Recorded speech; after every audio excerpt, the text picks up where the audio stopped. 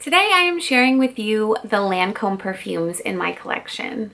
I have a few from the Livia line and a few from the Tresor line, although I've smelled quite a bit more than what I actually own. Most recently I have smelled their Maison Lancome line, and they are amazing and the bottles are ridiculous, and I really hope I can own one in the future. But until that day, I just thought I would share with you the 6 that I own and kind of tell you what they smell like and more about them. I really like Lancome as a fragrance house. I think that they make really quality fragrances, and I think that they do a really good job of expanding on their pillar fragrances. I think their flankers sometimes are better than their pillar fragrances, as you will see. I'm a big fan of flankers in general, but Lancome I think does flankers very well. I'm going to start with probably the best known fragrance, Livia. This, I think almost everybody has smelled. It is a delicious iris and patchouli. It is very sweet. Some people say that it reminds them of Flower Bomb. To me, this is not Flower Bomb. To me, the iris is so front and center, while the patchouli definitely is very similar to the way the patchouli is done in Flower Bomb. I think this is definitely its own fragrance. This is a very warm, cozy, nurturing scent to me. I think this is perfect. It sort of reminds me of like a mom fragrance, and I don't mean that in a derogatory way. I mean that this to me smells like someone that hugs you when you're feeling down, and I particularly enjoy smelling like that. And I think this fragrance does that as well. It's a very uplifting fragrance. I don't know very many people who dislike this other than for the fact that it is so mainstream at this point. So many women own it. And I really don't wear it that often for that reason, but it is a very good fragrance. And I think if you're looking for something that works in all weather, that lasts a really long time, that everybody loves, this is a very easy fragrance to choose.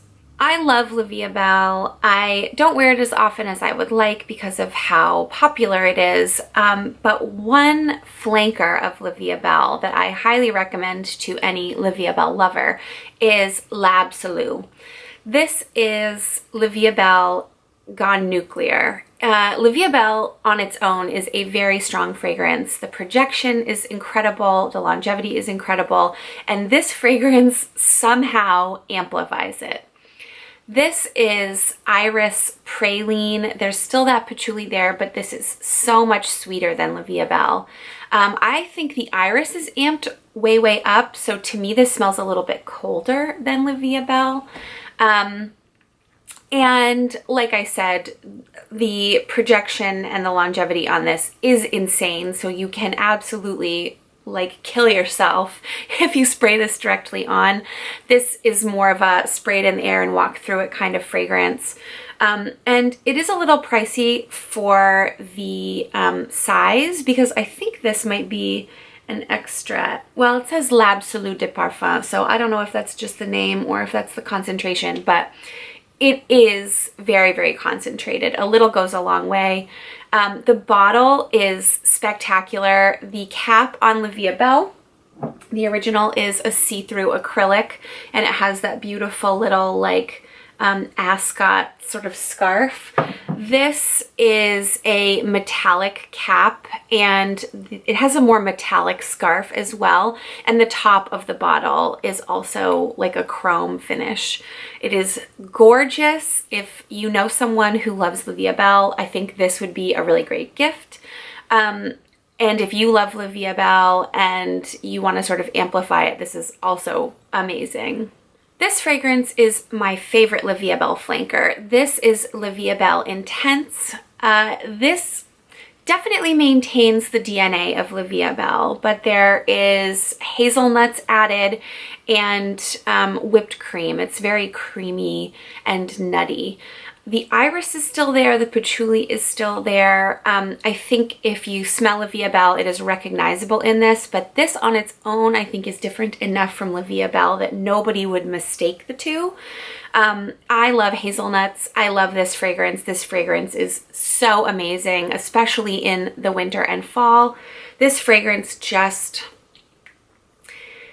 I've never smelled another fragrance like this. I think if you really like Terry Mugler's Angel Muse, that hazelnut and patchouli combo, this is just a very feminine version, or I wouldn't say version, but it's just a, where Angel Muse has that vetiver and can lean a little on the masculine side.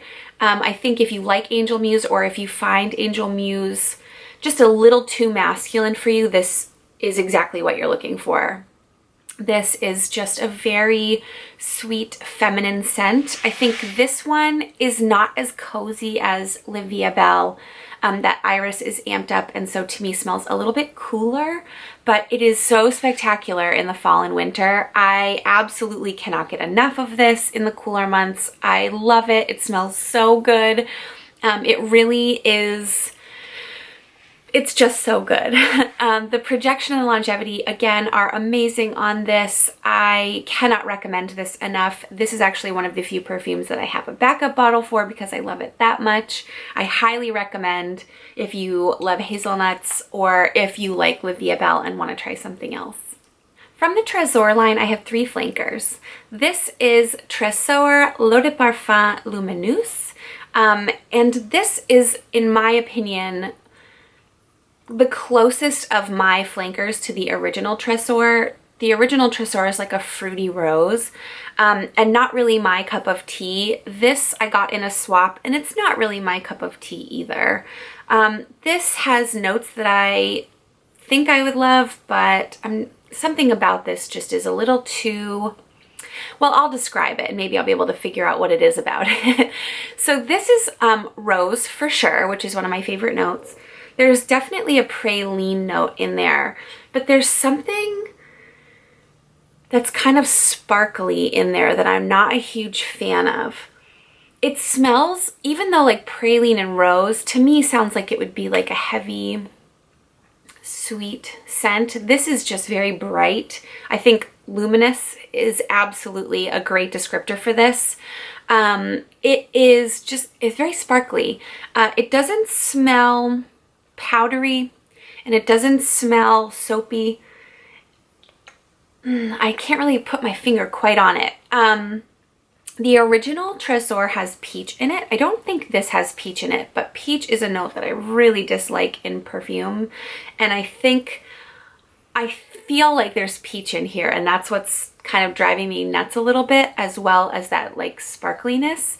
I think if you like the original Tresor, this one would be something to try that you might really enjoy.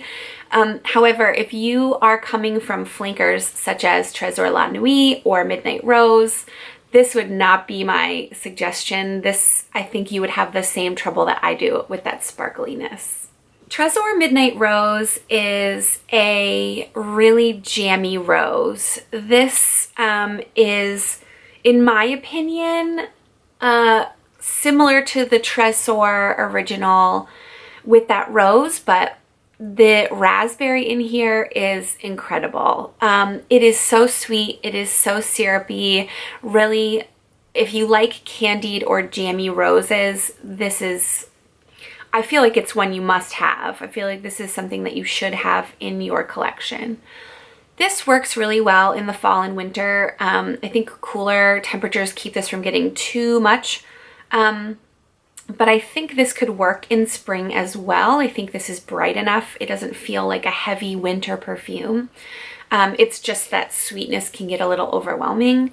The projection and longevity on this are very good. I don't usually have a problem with jammy roses sort of running out early, and this is no exception. Oh, it just smells so good. I think if you really like fruity roses, you'd really like this one. This last fragrance is my favorite of the Tresor line, and that is à la Folie. It's actually Tresor La Nuit à la Folie. It is quite a mouthful. I really like the La Nuit flanker.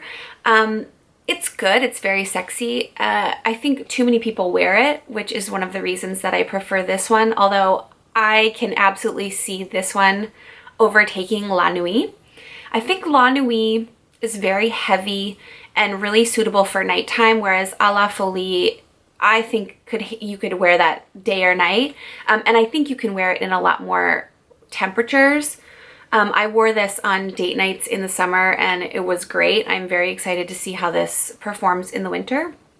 This is vanilla and tonka, and I think there's benzoin, and there's definitely red berries or a red fruit of some sort.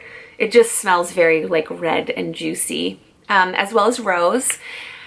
It is very sexy and sensual and very feminine. I think this is, I want to say mature, but I don't mean like old lady. I'm not using that as like a coy way to say old. I just mean this smells very grown up and confident.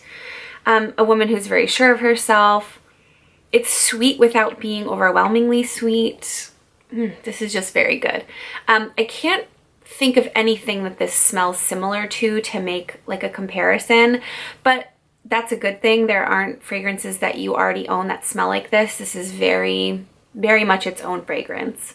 I think if you like La Nuit or you like Midnight Rose, this will be a very easy pickup for you. It isn't like those two, or it isn't too similar to them, but it's sort of in the same vein.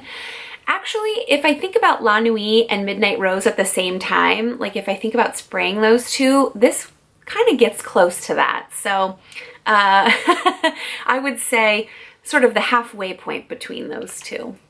Those are the Lancome fragrances in my collection. I'm very excited to add more to my collection soon.